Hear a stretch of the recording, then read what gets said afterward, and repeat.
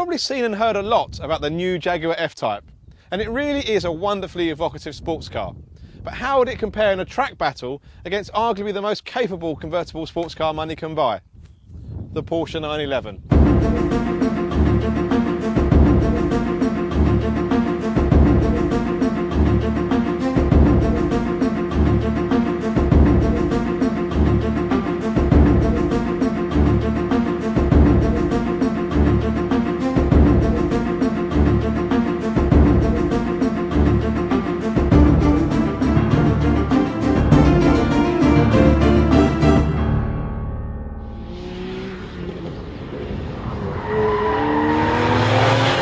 So let's start with the 911. So if the 911 Carrera Cabriolet is the benchmark Cabriolet sports car, let's see how it compares to the F-Type. Now obviously we've got a Carrera 4, and in all honesty a Carrera 2 is slightly closer on price to the F-Type. We couldn't get a Carrera 2, so we're using the 4, but in a way it's quite a good test because we've got the polar opposite of the Jaguar. Obviously the Jaguar's front engine, rear wheel drive, bit of a muscle car. Now we've got four-wheel drive, massive German efficiency. We're going to see which one comes out on top on the track. But it might be a little bit closer than you think, because the Porsche's actually got 95 horsepower less than the Jaguar and a chunk less torque. But it has got one big advantage. Even with all the four-wheel drive stuff, it's 130 kilograms lighter than the Jaguar. So could be quite an interesting close battle. So let's come round, start to do a little bit of heat into the tyres, warm the cars, get it ready for the start of the lap. Also we've got the optional PDK system, and that's really good on track, really fast blip. Works really well with PDK. And straight away, the thing you really notice about the 911 is it doesn't feel like you're in a convertible. There's not even a hint of twist in the chassis. It feels, unless you're driving back to back, to me it feels every bit as rigid as the coupe. Really good through that high speed change of direction. And we're going to come around now and start the lap very shortly. Second gear for this last couple of corners. And now we're going to come to the last corner and we're going to start the lap. So we've got the stability control systems turned off, but to be honest there's very little intervention even when they're not turned off. Sports exhaust is on, we've got the dampers in the sportiest setting. Second gear into here, the Porsche is just amazing on the brakes. Really good for that lane change of direction. There's a lot of change of direction going there. And here we've got a long left-hander where there's a lot of load where you're hard on the power and the car's hardly any understeer, not even a hint of oversteer. And here braking just about the 400 metre point, over 100 miles an hour when we get on the brakes. Hard into the apex, it's just awesome from there. No problem at all with traction. Third gear, really nice fast crisp shift with the PDK. PDK's got quite long ratio, so this corner's second gear, even though it's a quite fast corner. If honestly you want to probably be on third on the way in, but if you go in on third on the way in, the one problem with the PDK is it will kick down up between the corners, so actually better to stay in second, third on the exit.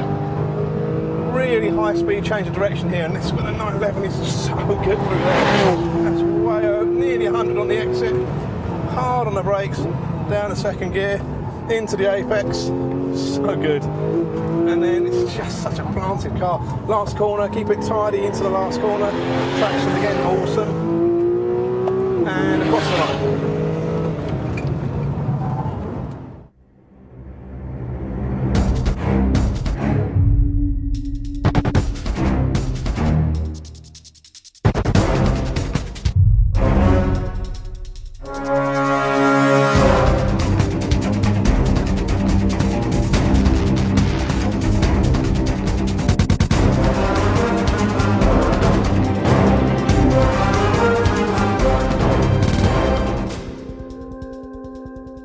Just really hits all the spots as a driver's car. This is obviously the V8S, so it's the top of the range.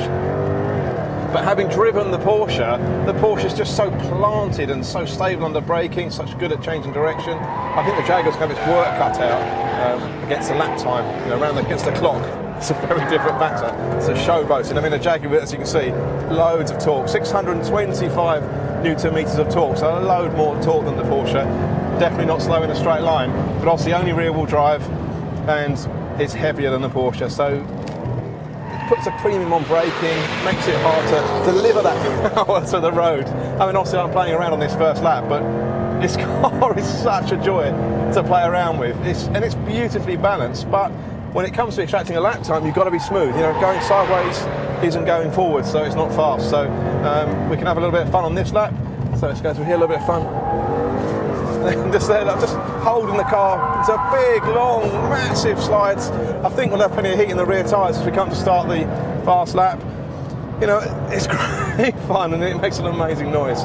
But this is the moment of truth. Let's see whether we can drag a lap time out of the Jaguar and what it's like against the four-wheel drive 911 against a stopwatch. Okay, I mean, right, time to smooth it out a bit now. So, down the last corner.